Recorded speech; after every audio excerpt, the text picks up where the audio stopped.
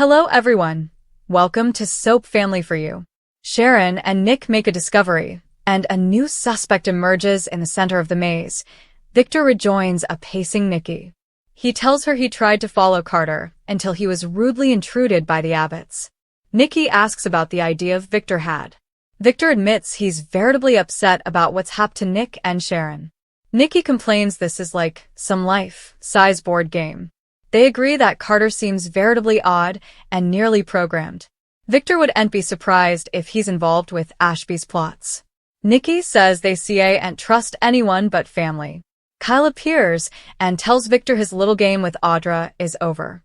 He's figured out what she's up to and awaited for her to make her move. He informs Victor he loves Claire and his plan to use Audra to compromise him and ruin his relationship didn't work. I would no way hurt Claire. Victor has Commodity to tell him if he's done with his soliloquy. Victor says a killer is walking amongst them. He doesn't give a damn about Kyle's ill-destined love with his granddaughter right now. Kyle complains that he financed Vibrante in return for Audra, luring him down from Claire.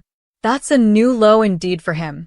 He's bent over backward to prove how important he loves Claire, but he's done. They'll have a unborn despite his sweats to drive them piecemeal.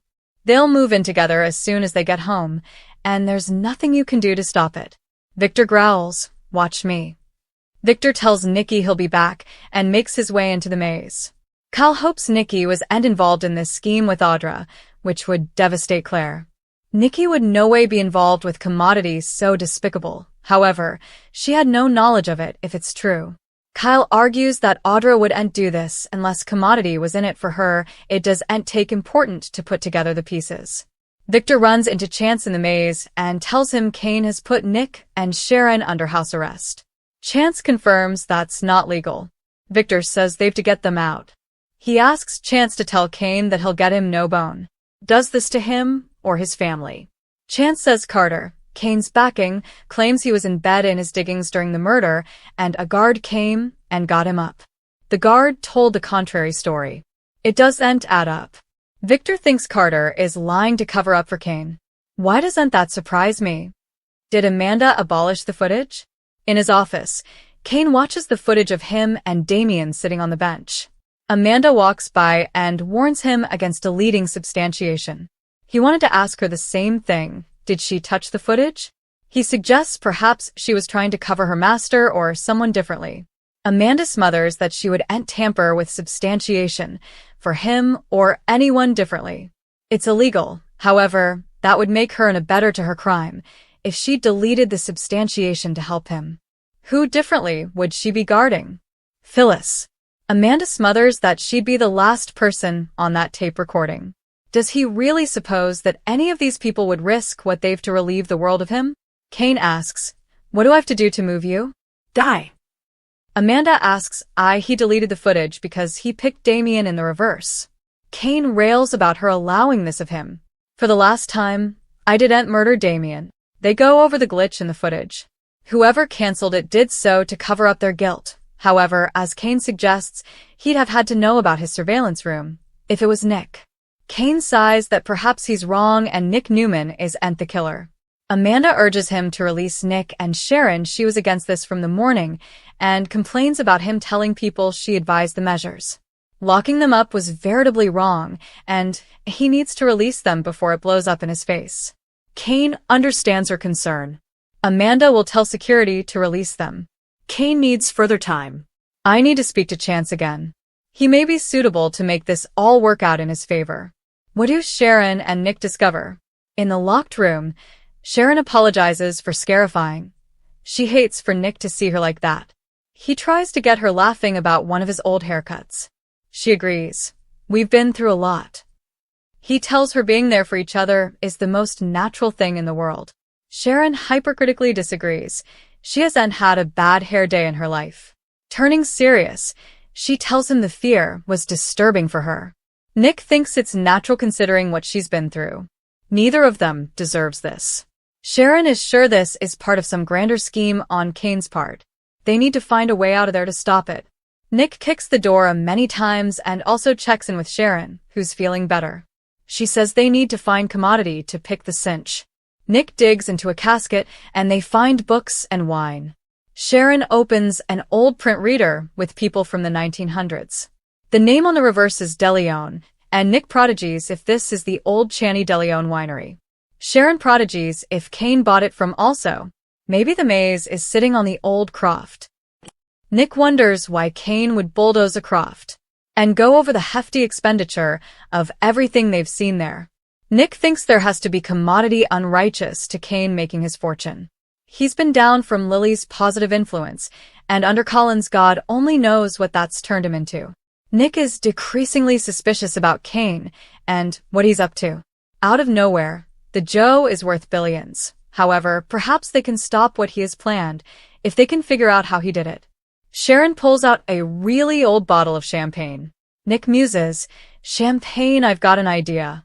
Sharon hopes it doesn't involve drinking to pass the time. Nick chuckles and says he has a better idea. He opens the bottle, removing the line that holds the cork in the bottle to use to pick the cinch. Sharon says she and Phyllis picked the cinch in the clinic, but it was booby-trapped. He holds up the line. "Then's your chance again." Sharon gets to work. Who's lurking in the hedges? Audra finds Lily by the root in the maze and asks how she's doing later each she's been through. Lily's still in shock about Damien. Audra agrees that it's shocking and woeful. She's upset for Nate and Amy. Lily doesn't indeed know how they'll tell them. Audra wishes Nate had come with her so numerous effects would have played out else. They hear a noise and call out, "Who's there?" Ducking behind a statue, they stay to see who's lurking, whilst calling for them to show their face. Phyllis emerges from behind a barricade and tells Lily and Audra she was just hearkening in. Lily warns they could have come after her and hurt her. Phyllis smirks and tells them to take a deep breath. She claims wiretapping is the only way to save their lives at this point and give them an indication to the true identity of the killer. Audra complains about Phyllis wiretapping for her master, and Lily grouches about her not believing that Kane killed Damien. Phyllis knows he didn't do it, and Nick's as innocent as Kane. Lily points out there isn't any other suspects. Who, out of them, could conceivably be a killer? Phyllis doesn't know who killed Damien, but they've family and musketeers who have killed someone ahead. Lily argues that this is premeditated, and none of them are able of that. Phyllis says it's for Chance to figure out. She suggests that Audra might have killed Damien to keep him quiet about her closeness with Kyle on the trip. Lily defends Audra. Phyllis is just making a point that if you try hard enough you can find a motive for anyone. Her proposition about Audra is no more absurd than pointing the cutlet at Kane or Nick. Lily thinks anything is possible where Kane is concerned. She doubts he indeed transferred anyone down the mountain. Kane having his own investigator is strategic. He can manipulate the substantiation.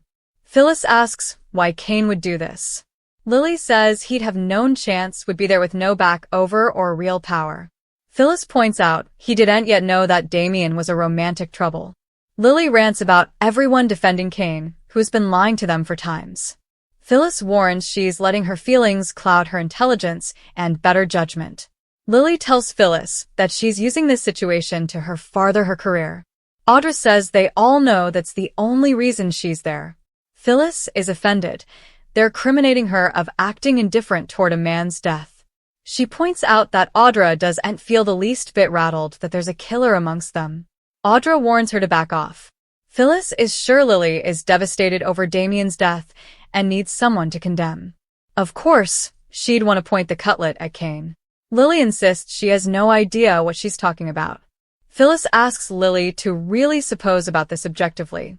There's no way Kane is able of this kind of violence. Audra doesn't like Phyllis, but her sense makes sense. Phyllis asks Lily how she can be suspicious of the father of her children. Lily says the data lead to one possibility. Phyllis had to ask herself the same thing about Nick. Could the father of your halves have done commodity like this? A new suspect? In the maze, Chance and Victor go over the disagreement in Carter's story. Perhaps he's the bone. Who's before all this? Victor muses. Perhaps he's willing to kill for his master. Nikki told him before that the adjunct was robotic. Perhaps he's programmed to kill for Kane, so he keeps his hands clean. How can Kane manipulate the situation? In the office, Amanda asks Kane what he means by making this work out in his favor. Kane says Victor and Nikki suppose he's holding Nick as influence to help him get Chancellor. He was ent, but if he can parlay holding Victor's son hostage into getting what he wants, that might be worth a pass. Next on the young and the restless Victor and Chance defy a new suspect. Nick's plan to escape backfires, and Jack makes a tough decision about Billy.